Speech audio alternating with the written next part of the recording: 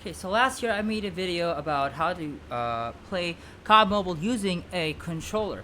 Now, I didn't even relay all the things that I wanted to say because I'm not even fluent in English by that time. Right now I wanted to make a second video because I've learned so many things about this past few years that I've been playing COD Mobile using a controller. These tips and tricks are not just for Codm. I wanted to focus on Codm because there's not so many videos that are focused on Codm using a controller. We're gonna talk about how to aim properly, reducing the input delay of the controller, and reducing the dead zone. There's a tip that I've learned that you can reduce the dead zone of the controller.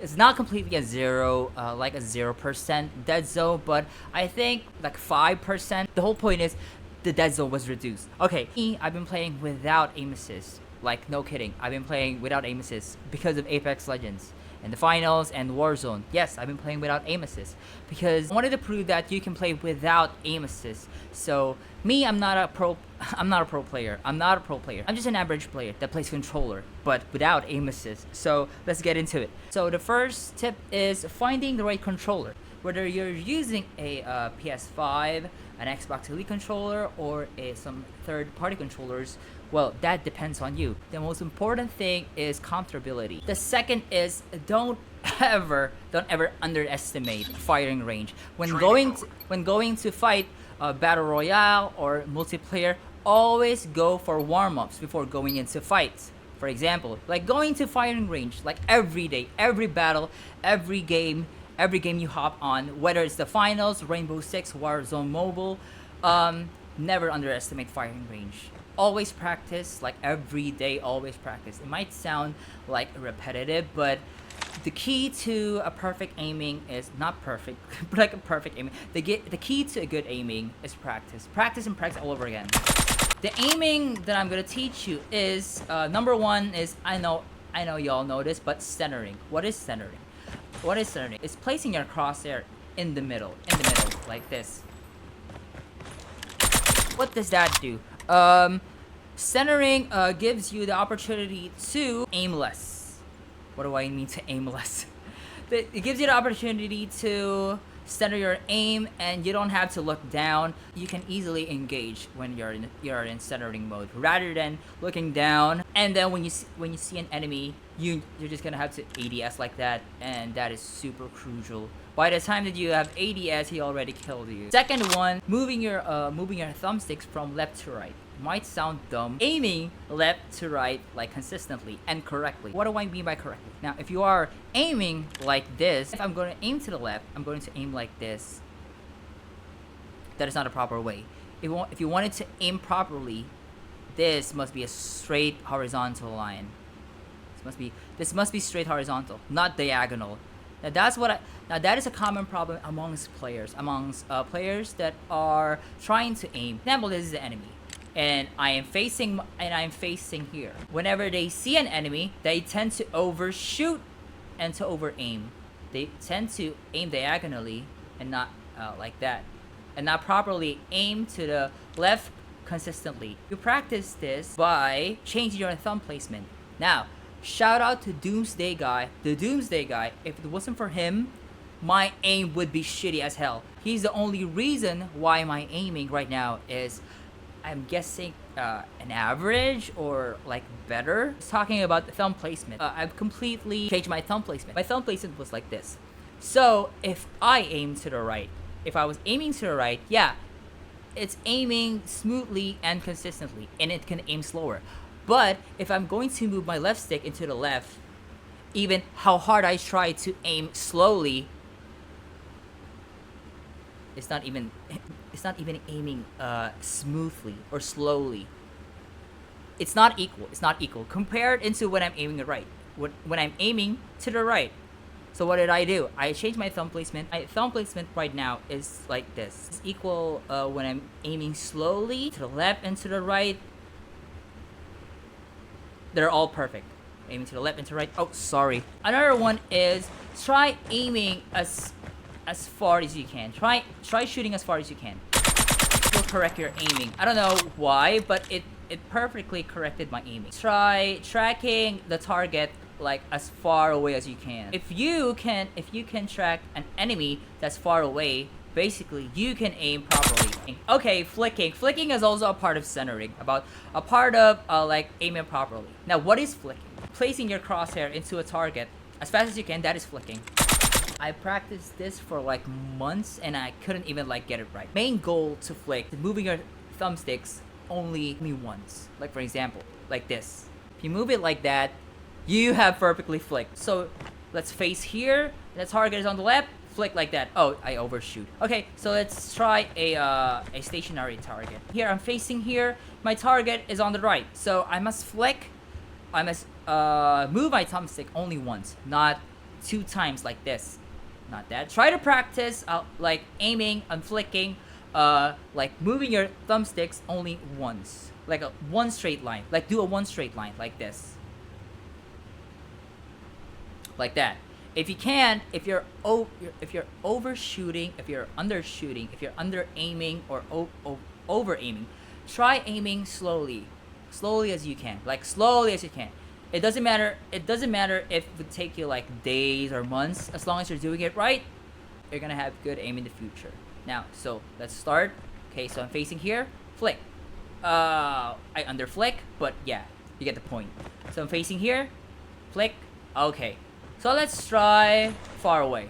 Okay, I'm facing here and I flick. Now this is hard. Oh god. Okay, I under flick. Okay, do that again. Facing here, flick. Okay, that's better. I guess that's better. Okay, facing here, flick. Oh man, wasn't doing it right. Okay, I'm facing here and then flick. Okay, but I do 2 things that reduces my the input delay of the controller to the mobile. Now, what I do is first I go to settings and go to audio and graphics, and as you can see, my graphics quality is always low. It's always low. Why do I pick low? I don't know. When I'm playing in low graphics quality, I've kind of noticed that my controller is reactive and it has no input delay. Like, I'm not even kidding. Try for yourself. Go to graphics quality and put it into low, and you'll see a big difference. It's like the controller has minimal delay. Like, I'm not even kidding, it has minimal delay. The frame rate is, of course, high. We all wanted to make it like 60 FPS or 120 FPS. I'm using an iPhone 15, and I don't know, maybe this is like a stable 60 FPS or maybe like a stable 120 FPS. I guess so. My sensitivity is always high. It's always 300. Now, high sensitivity may not be for everyone, but for me, when I play on high sensitivity, it gives me like a good amount of control when I can control my aiming perfectly when I have high sensitivity. I wanted to move freely, fast, but also I wanted to control it even though I have high sensitivity. The second part is connecting your controller directly into your phone. I'm using an iPhone 15, so this is a USB Type-C, so I can connect my controller. I've been playing wired, not wirelessly. Really reduces the input delay. Like, I'm not even kidding. For some normal people, you cannot see some difference, but if you're a controller player yourself, you will see a big difference. I've been playing wired. Try playing without aim assist and try turning it back on. Me, I haven't played aim assist ever since last year because yeah, I wanted to play without aim assist. Like, I really wanted to prove that controller players can play without aim assist. The next tip is don't choke on your controller. I've said this in my last video, but don't choke on your controller. What do I mean by don't choke on your controller? Now, we've all been in a situation where we tend to overshoot, undershoot, yes, in intense moments like this. This is the enemy and this is you. So when we're in when we are in a intense fight, we tend to overshoot like this.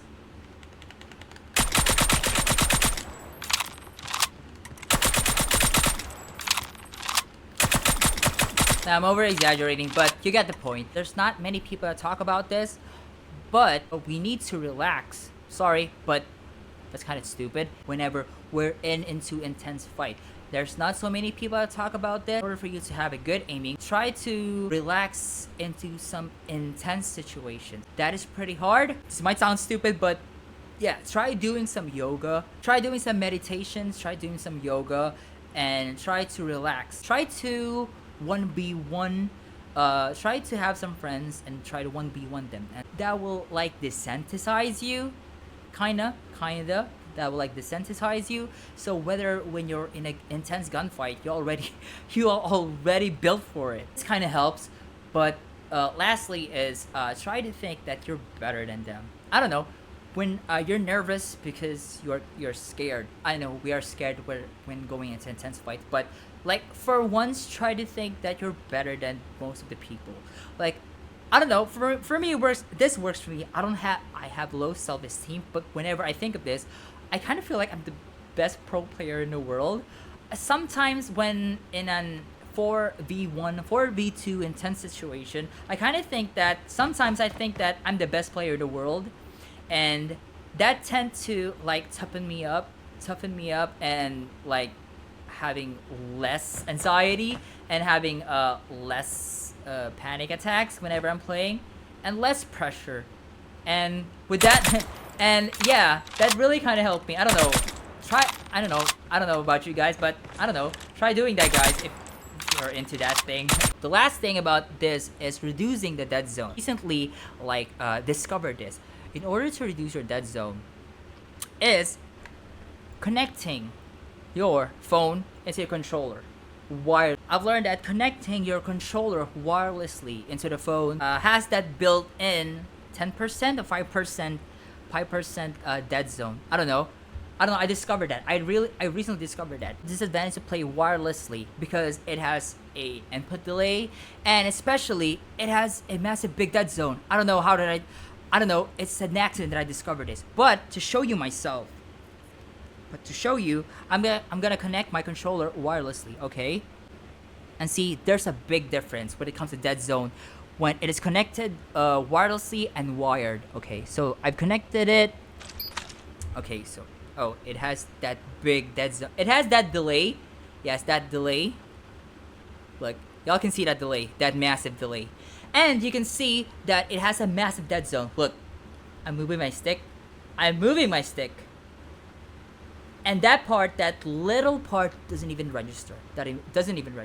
Now, when I connect this wired, when I disconnect wirelessly and connected wired, look at the big difference. Okay, it's not connected wired. Okay, look, it's reactive. I don't know if you all noticed this, but it's reactive. It kind of lessens the dead zone by 5%, I guess, compared to when you're playing it wirelessly. So that is a big difference. Has less input delay and like 5%, 10% dead zone.